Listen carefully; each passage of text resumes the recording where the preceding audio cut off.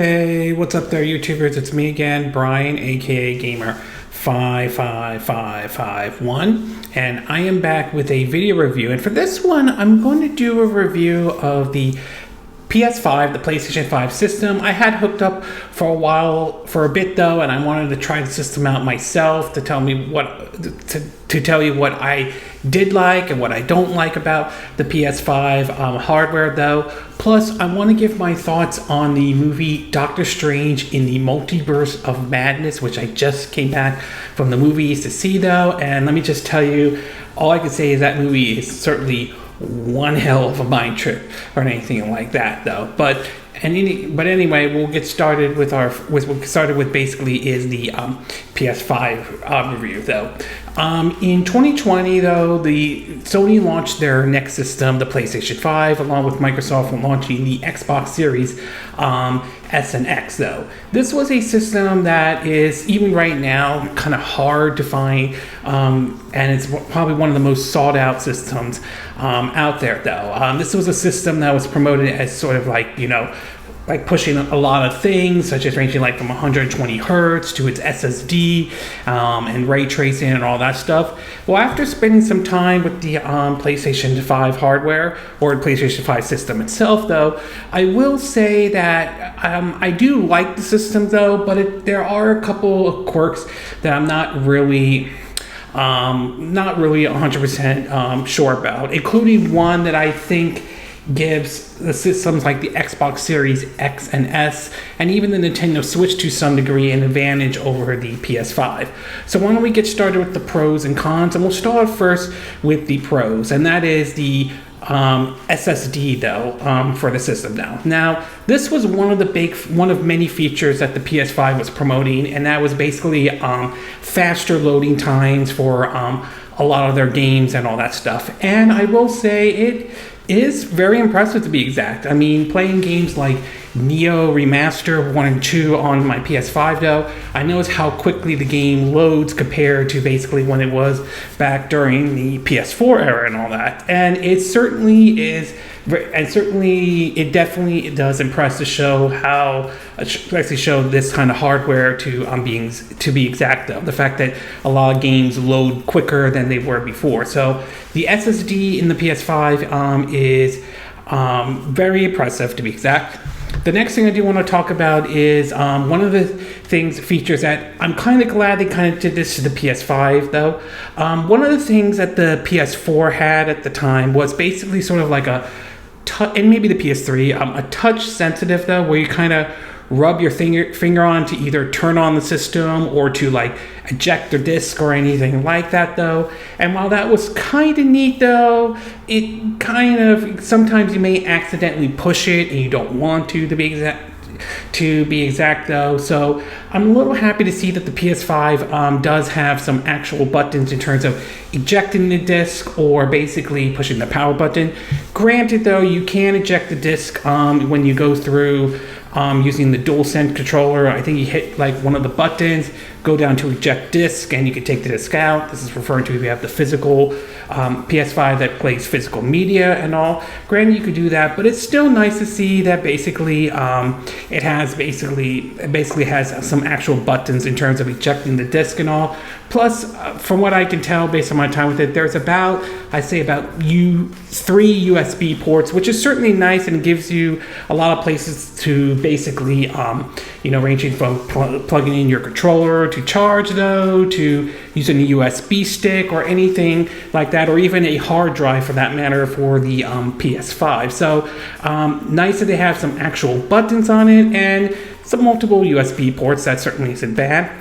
The next thing I do want to talk about, and this I think is a nice feature that they added, is basically the ShareFactory though. This was a feature that was available to use on the PS4 later in its life.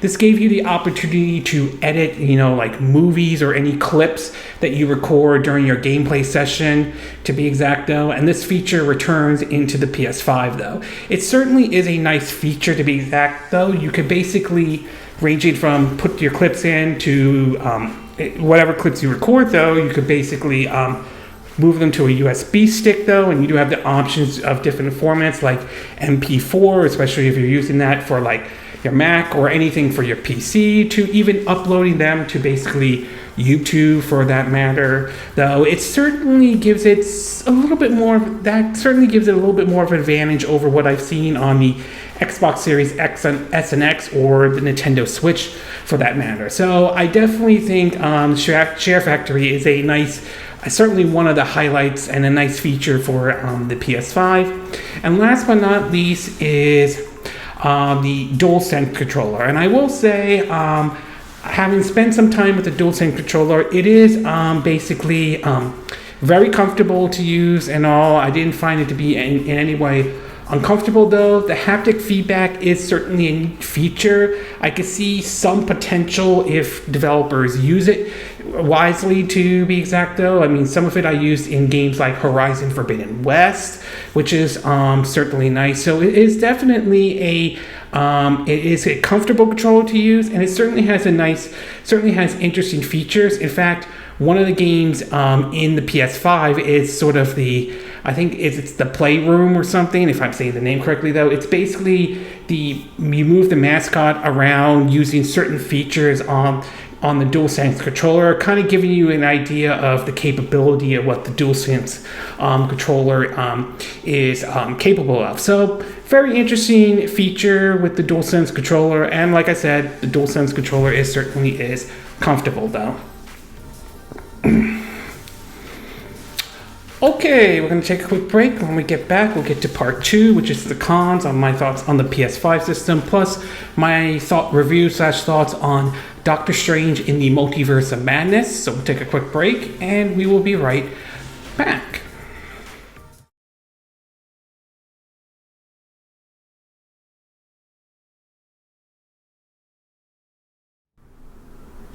Okay, and we are back with part 2 of my video review of the PS5 or PlayStation 5 system, though. So now that I gave you the pros about what I did like about it, so why don't we get started with the cons? And there are several cons I could think of, at least with the PS5, though. The first one I do want to talk about is the DualSense controller. Now, as I mentioned in the pros, I do think that the DualSense controller is nice. It feels comfortable. I think the haptic feedback is an interesting feature, and it will be interesting to see how developers use it, though. But at the same time, I'm not really 100% convinced developers will take advantage of the haptic feedback, though. I mean, we've seen how this played back before when the DualShock 3 was announced for the PS3, and the whole tilt feature, which was added mostly because of the whole Wii motion control craze, though. And not really a whole lot of developers took advantage of it, and games like Layer didn't exactly get the best response to be exact. Same with the PS4 or the DualShock 4 controller, though, which had that nice touchpad feature on it, which was certainly neat. I didn't really see a lot of developers use it, at least based on the games that I have played, though. It's almost kind of like with the whole IR sensor thing on the Joy-Cons on the Nintendo Switch. A nice feature, but how many developers are actually taking advantage of that feature, let alone the HD rumble and all that stuff? So I'm just not 100% sure how many developers are going to take advantage of the DualSense controller, to be exact. I mean, I could be wrong, and they may actually take full advantage of it, but I'm not really sure how many are going to take advantage of it.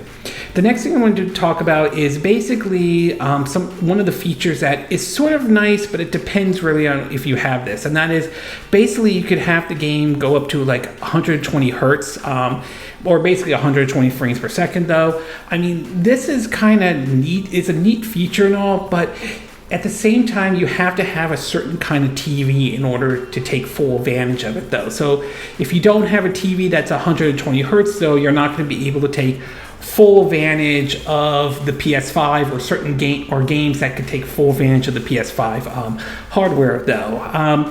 Is it a deal breaker? In my opinion, the answer is no. I mean, most of the games I've seen on the PS5 have given you the option of playing, either at 30 or 60 frames per second, and I'm okay with it being at 60 frames per second, though. Even some games offer the idea of performance with ray tracing, which, I mean, as impressive as ray tracing is, it's not to a point where it's completely stable. We've seen games that use ray tracing but are not, excuse me, but as far as frame rate goes, isn't really that stable enough though. So I mean, 120 hertz is great. It's a nice feature to add for the PS5, but I don't know. But it only works if you have if you have a TV that supports 120 hertz.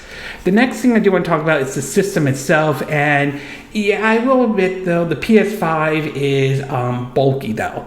Now, some have joked about the PS5 looking like a giant Wi-Fi router, and I really don't disagree with that. We saw that with the Xbox Series X, where people joked about that being as a mini fridge, and Microsoft played with that by introducing the Xbox mini fridge. Props for them for doing that though. But I mean, for me though, it is a very big and kind of a bulky system, which means you're going to be sort of limited of where you're going to place where you want to place the PS5. You could place it on the side, but it isn't really recommended. It's best to stand it up though. But even then, it's very big to find a perfect spot to place it, to put it in a certain place though. Compare that to like the Xbox Series S or X, or even the Nintendo Switch for that matter. Because of the way those systems are shaped and the size of it though, you have more room to put where you want to put it though, where with the PS5, not as much to be exact though. So I will say it's a little bit unfortunately that it's a bit bulky when compared to like what the PlayStation 2 was or the PlayStation 4 was, to be exact. Maybe we might see a PS5 Slim. There is always that possibility though, but for right now, until that happens, right now the system is a little bit bulky in my opinion. And last but certainly not least, and this is probably one of the biggest criticism I have for the PS5, and that has to do with the storage solution in this though, and it's, I would say in my view, it's not the best though. Basically, you can, with the PS5, you can hook up a hard drive depending on which kind of hard drive that are approved for the PS5 though, much like it is with the Series S and X. The downside with the hard drive is that you can only play PS4 games off it. You could save PS5 games on it though, I believe you can, but you can't play those games to be exact. And in terms of expanding the storage though, this is where I think is probably one of the biggest disadvantage though. For the PS5, you have to basically sort of like take a certain part, the cover off of it, to basically open the system up and put in like an SSD. Now you have to find SSDs that are approved for the PS5, which if you probably want to hook the system up first and get the system update so it can run these SSDs though, to basically put it in. You also need a heat sink for it though, and there are certain SSD that have built-in heat sinks, which I would recommend going with that approach though. And then basically, screw the thing back in and all.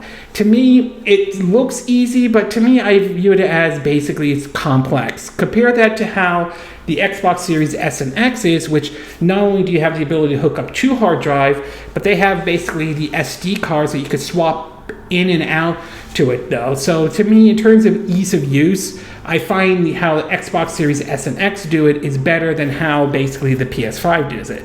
Now granted, Microsoft's approach is far from perfect because of the fact that those SD cards for the Xbox Series S and X are let's just say they can be very pricey though. I mean, the 1 terabyte's like $200, while the 2 terabytes, which though great that exists, can be up to like $500, the price of the PS5 that plays physical versions or the Xbox Series X though. So I would say Microsoft's approach is far from perfect. It has its share of criticism, but I will say it certainly is a better approach than how Sony's doing it with the PS5. I mean, I think the Nintendo Switch approach is a little bit better than how the PS5 has done though. So as far as storage solution goes, I have to say the Xbox Series S and X and the Nintendo Switch, I believe, does it better than the PS5 though. Overall though, I would say basically the PS5 is a good system nevertheless, even with some of its quirks though. At its best though, the SSD is impressive though. I like the fact that they actually added buttons to the console this time, not the touch-sensitive approach like it was in the PS4 though. The ShareFactory is a very nice feature on the PS5 and all, and the DuelSense controller is comfortable, and the haptic feedback is an interesting feature that I would like to see what developers do with it though. At the same time though, at its worst though, I don't know how many people are going to take advantage of the DuelSense or the haptic feedback though. Some of the features like 120 hertz is a nice feature, but only if you have an appropriate TV like that supports 120 hertz though. The size of the system is, while I'm not losing sleep over it, compared to how the Xbox Series X, S, and X and the Nintendo Switch is, I prefer those approach better though. And the storage solution, I would say, is probably the system's weakest point in my opinion, as I feel Xbox Series X and S and the Nintendo Switch do a better job than what the PS5 is doing, at least how I see it though. But either way, it is a good system nevertheless, and if you're lucky to get your hands on one, it's worth picking up, especially if you're a fan of like some of Sony's games or anything like that. I understand it's a little bit difficult to find one at this time due to the whole chip shortage situation, and I get it. Believe me, it took me a whole year to get my hands on a PS5. So yeah, I understand how it is going to be very frustrating for a lot of folks though. So, but if you manage to find one though, it's worth picking up if you, especially if you're a Sony fan or if you enjoy the PlayStation brand in general. That is, if you are extremely lucky to find one though.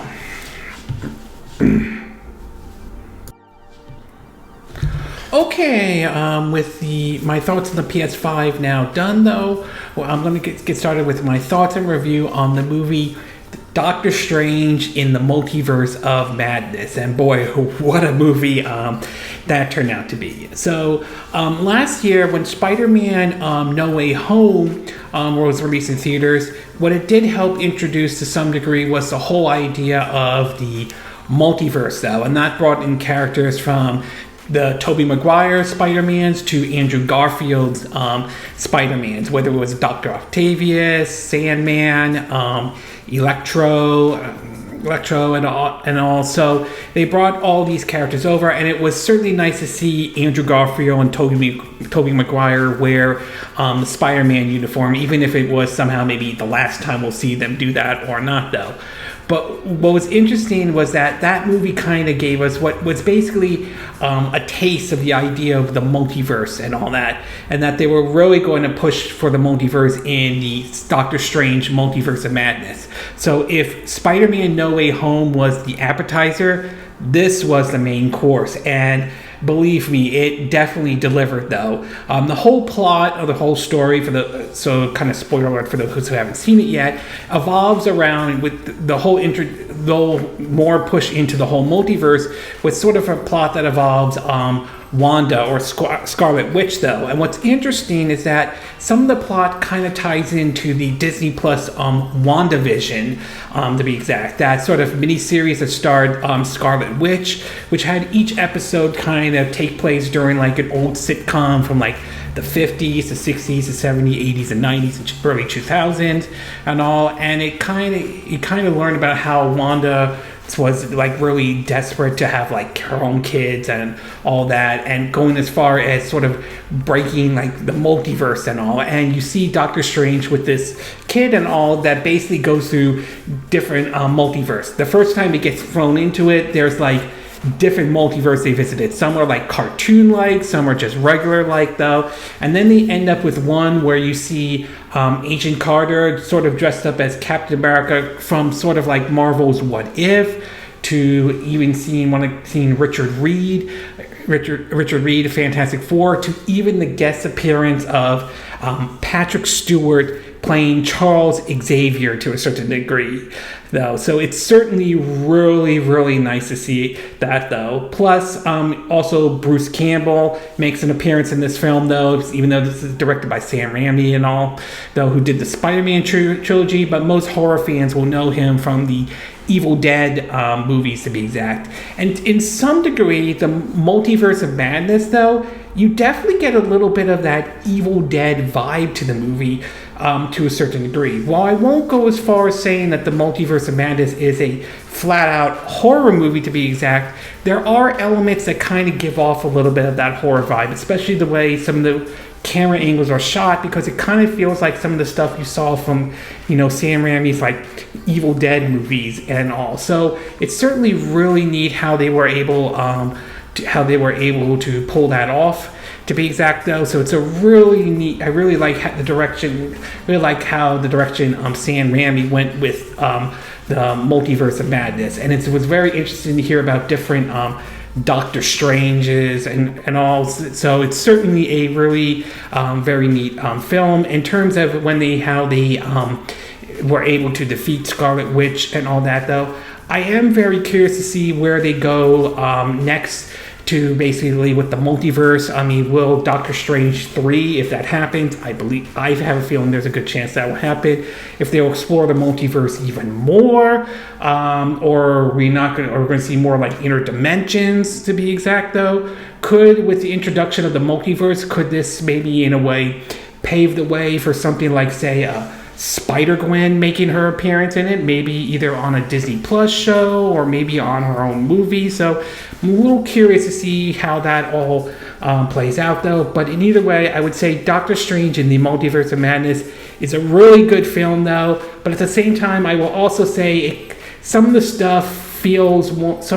plots and the story kind of feels like you kind of have to watch WandaVision to a certain degree in order to get some of the stuff in Doctor Strange in the Multiverse of Madness. That's probably one criticism I would say, unless you're a big, MCU, Marvel Cinematic Universe fan, to be exact. But either way, I enjoyed Doctor Strange in the Multiverse of Madness. It's worth taking a look though, and I'm very curious to see how the MCU explores maybe the multiverse, maybe even more on it or not. So time will ultimately tell how that will all play out though. Okay, this concludes my video review, or my thoughts on the PlayStation 5 hardware and my thoughts on Doctor Strange and the Multiverse of Madness. I forgot to mention this, worth pointing out, the movie is rated PG-13 for parents out there. And again, these are my opinion. What are yours? What are your thoughts about the PS5 hardware? Were you able to pick one up? Were you lucky enough to pick one up? Did you go with the physical version? Did you go with the version that's only digital only, to be exact though? Do you think the SSD is impressive though? Do you like the DuelSense controller? Do you think developers will take advantage of the DualSense or the haptic feedback, or you're not really sure about that though? Do you think the system is way too bulky or big, or do you think that it looks just fine? Do you think the whole storage issue, do you think that's going to be a problem for the PS5, or you don't see that as a problem at all? And what are your thoughts about Doctor Strange in the Multiverse of Madness? Did you get a chance to see that movie though? Do you like to see the MCU explore a bit more of the multiverse, to be exact though? Do you agree with what I said in this video? Do you disagree? Do you have a difference of opinion? As always, sound off on the comment section below. Let me know what you think. And if you do like this video, I hope you hit the like button. I would appreciate it. And I hope you do subscribe to my YouTube channel. If you do, make sure you hit the bell icon for notifications of any new videos I put up. Also, feel free to share this video if you want to, and feel free to donate to my channel if you like. You could do it through PayPal Me or Patreon. Links will be in the description of this video, assuming you're watching this on YouTube. And I will see you again next time when I do another video. Hopefully that'll be soon. Until then, from South California, wish you all a good day then. Bye.